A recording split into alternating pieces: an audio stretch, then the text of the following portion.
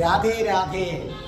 സൂര്യൻ ഉദിക്കുന്നതിന് 48 മിനിറ്റിന് മുമ്പുള്ള മുഹൂർത്തത്തെയാണ് ബ്രാഹ്മമുഹൂർത്തം അല്ലെങ്കിൽ ബ്രഹ്മമുഹൂർത്തം എന്ന് പറയുന്നത്. നിങ്ങളുടെ കലണ്ടറിൽ കാണും ഓരോ ദിവസവും സൂര്യൻ ഉദിക്കുന്നത് എപ്പോൾ, അസ്തമിക്കുന്നതിന് എപ്പോൾ.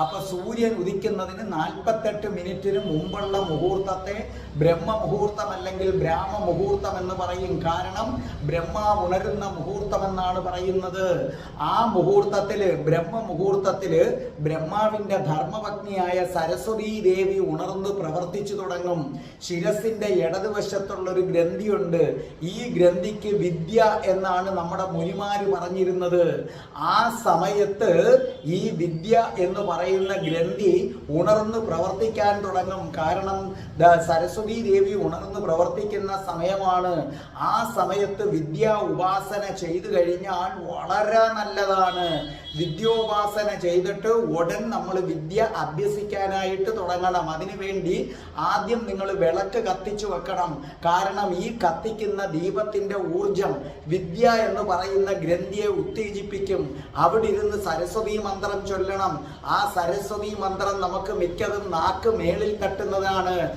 ആ നാക്ക് മേളിൽ തട്ടുന്നതോടുകൂടി ഈ വിദ്യ എന്ന ഗ്രന്ഥിയുടെ ഞരമ്പുകൾ അവിടേക്ക് വരും. അതിനെ സ്റ്റിമുലേറ്റ് ചെയ്യപ്പെടും. അല്ലെ, സരസ്വതി നാക്ക് മേളിൽ തട്ടാതെ നമുക്ക് പറ്റില്ല. അതോടുകൂടി വിദ്യ എന്ന ഗ്രന്ഥി നന്നായി വികസിക്കും. അതിനുശേഷം നിങ്ങൾ പഠിക്കുകയാണെങ്കിൽ എത്ര പ്രയാസമുള്ള കാര്യവും നിഷ്പ്രയാസം മനസ്സിലാവുകയും ഇത് സ്ഥിരം തുടരുകയാണെങ്കിൽ വിദ്യയിൽ നിങ്ങൾ ഉന്നത നിലവാരത്തിൽ എത്തുകയും ചെയ്യും. നിങ്ങൾക്കതിന് കഴിയട്ടെ. രാധേ രാധേ.